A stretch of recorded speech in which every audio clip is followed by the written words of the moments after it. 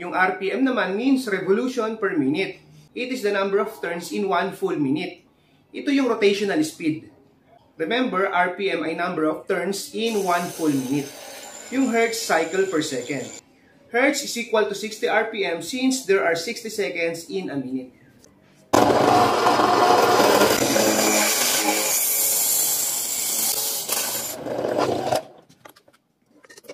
Kayang-kaya ibutas sa bakal na.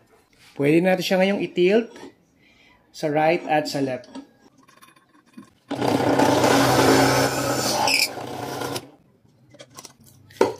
Napaka-smooth niya talaga pambutas. Good day mga ka-DIYers! I'm your DIY Dad. Today meron naman tayong power tool na i-unbox at i-review. This is a drill press from Powerhouse.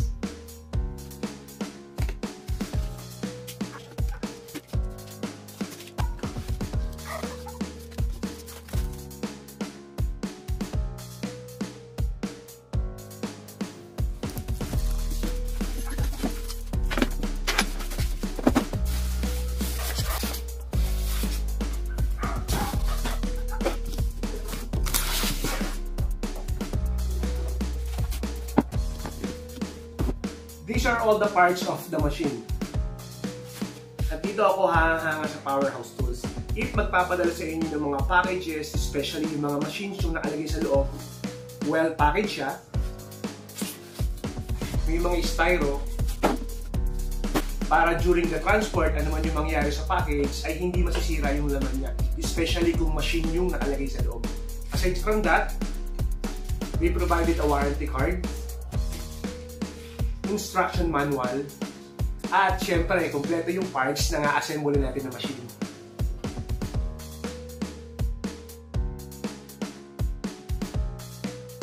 These are the parts. We have the metal base, yung pole, working table, we have the head of the machine, andito yung motor niya, then meron tayong mga handles, screws para ma-connect yung ating pole sa base. Ito naman yung lock ng ating casing. We have yung wrench for the chuck. Meron tayong hex wrench. And from this box, meron tayong chuck. Let's now assemble it. This machine, napakadali lang niya assemble. Unahin natin yung base. Then connect natin yung pole. Maganda yung metal washer niya. The reason kung bakit hindi pantay yung both ends niya, para ito yung tutulak between yung sa tutornilyuhan mo at sa tornilyo mo, para mas mahigpit siya. So parang it serves as an spring. If nakakita na kayo ng mga rubber washers, it serves with the same purpose. Ang kagandahan lang ng metal, syempre mas matagal siyang ma-worn out compare sa mga rubbers na washers.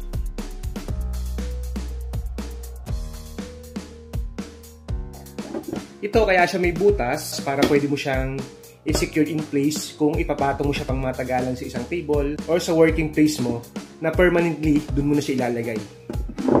Then, insert na natin yung ating working table. Yung working table, meron tayong nut sa ilalim. Ito ang purpose nito para ma-tilt mo in a certain degree yung ating working table. Na mamaya gagamitin natin yan. Mamaya natin siya hihigpitan. Ikabit muna natin yung chuck. Sa pagkabit ng chuck, insert mo lang siya.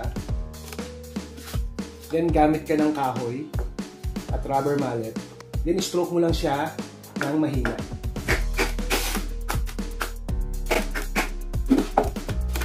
Hanggang sa pumasok na siya at mag-lock sa loob ng shaft ng ating machine. Remember, sa pagkakabit ng chuck natin, huwag tayong gagamit ng metal hammer. And don't forget, yung maglalagay ka ng cushion. Baka kasi ma-damage yung tip ng ating chuck kung martilyong bakal yung gagamitin natin. And directly na may contact yung hammer sa mismong chuck natin. So, pwede tayong gumamit ng piece of wood. Ikabitan natin ngayon yung ating handles. I-rotate mo lang to clockwise. So, may provided ng 3 butas dito. Okay na yung handle natin. Ilalagay natin ngayon itong head dito sa ating pole. Ito Ito, we don't need to worry na mababuwal siya. Kasi stable yung base natin. Sturdy yung pagkakatayo niya. On this part, dito natin i-secure yung attachment ng ating head or yung motor sa pole natin para hindi siya gumagalaw or umiipat. We will now use this free hex wrench. While tightening it, check muna natin kung talagang align yung ating face ng head or ng motor sa base. Yan, ligpit na siya. I-tighten na natin ngayon yung ating working table. Itong screw lock niya, always remember if you're facing here, dapat nasa kanan siya. Pag kasi sa kaliwa, hindi mo siya mahihigpitan. Ito, napakadali naman niyang i-slide up and down.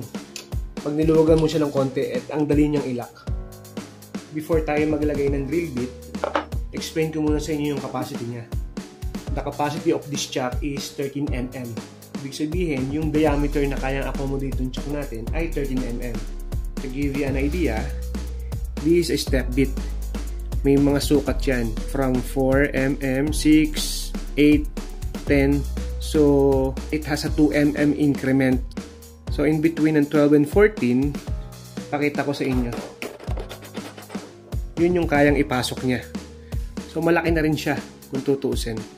I think this one, nasa around 6 to 8 mm to eh.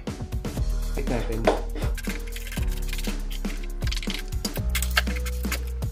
See, ang dali lang niya i-adjust. This is the motor. It has a power of 1/2 horsepower. Yung voltage niya is 220 volts. And hertz, 60 hertz. Amperes, 1.7. Then we have 4 poles. And a single phase motor. And with an RPM of 1,700. This is the cover.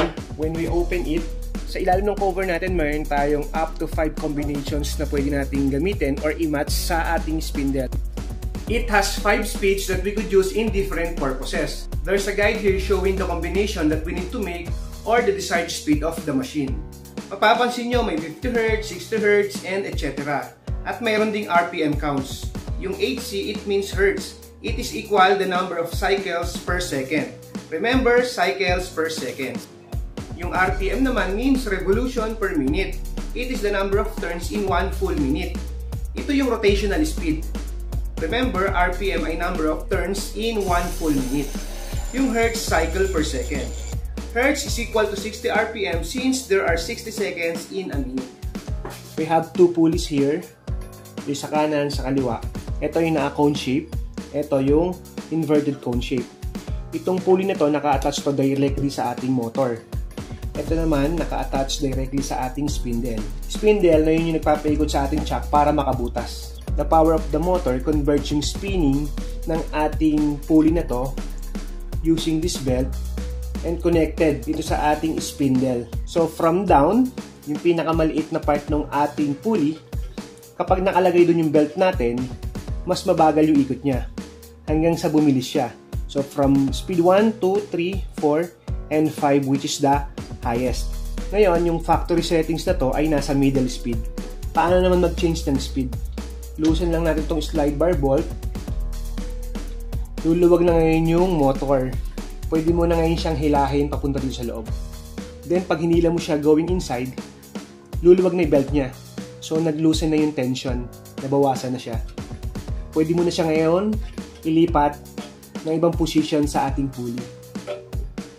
So, pwede natin ilagay sa low speed muna. Then, ito, i-move din natin. Yan na siya.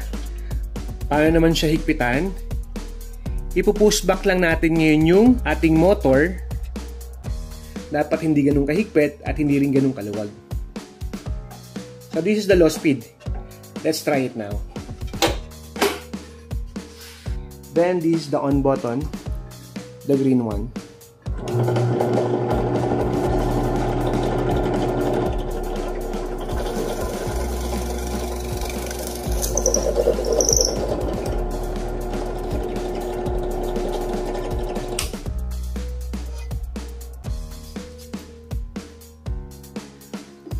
Then, itry naman natin siyang mas mabilis. Always remember, if magpapalit tayo ng speed, dapat nakahugot yung ating machine para maiwasan yung aksidente. Nakaset na ngayon sa pinakamataas na part ng pulley yung ating belt.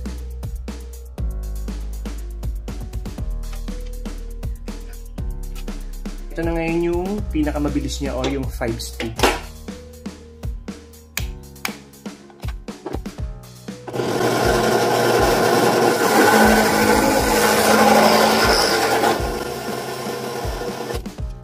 So, mas mabilis siya, no?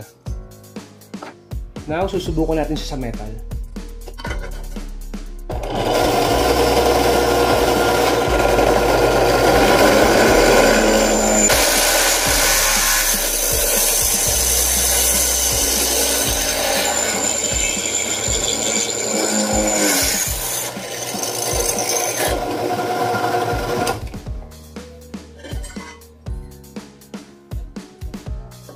So, kayang-kaya, no?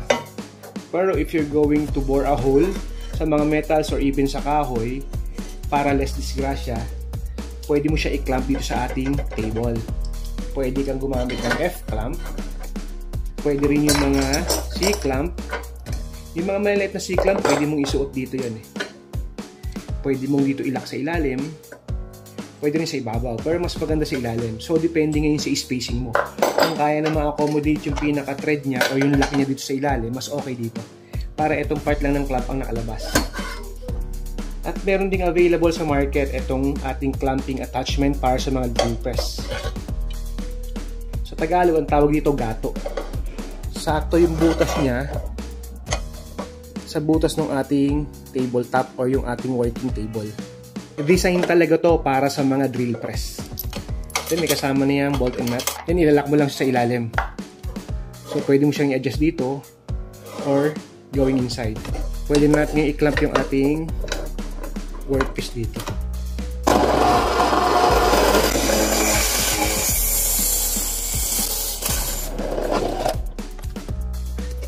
Kayang-kaya ibutas sa bakal na.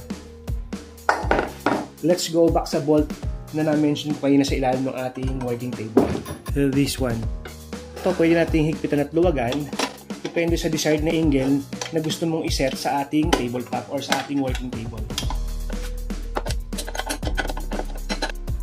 Pwede natin siya ngayong i-tilt sa right at sa left.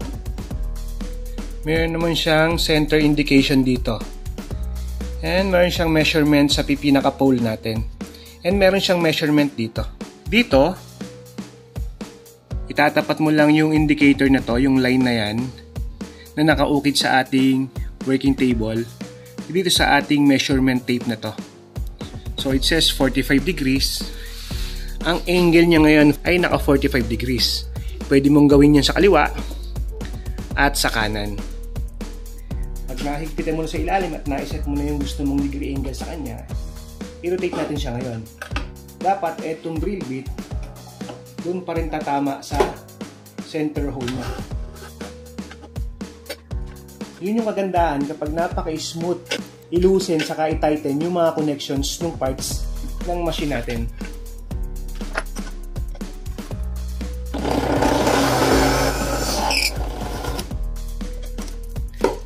Napaka-smooth niya talaga itong butas. Ito yung binutasan natin, naka 90 degrees kanina yung butas. Ito yung naka-slant siya. With a certain degree na sinet ko dito sa ating tabletop. Yung chuck capacity, as I've mentioned before, ay 13 mm. Yun yung pinakamalaking kaya niya accommodate na drill bit. Ang pinakamaliit naman na kaya niya accommodate ay yung 1.5 mm. Which is, ito yon. Ganyan na siya, kaliit. Halos parang karayom na. Yung ibang drill press hindi na kayang i-grip nung kanilang chuck yung ganito kaliliit na mga drill bits. Pwede itong gamitin sa mga acrylic sheets.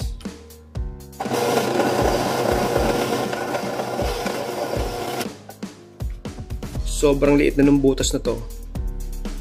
Magagamit mo yung purpose nito sa mga small crafts. Isa sa magandang feature ng drill press na to, meron siyang depth stop. Depth stop na magagamit natin kung magbubutas tayo ng mga repetitive holes or yung same yung lalim ng butas na kailangan mo sa workpiece mo.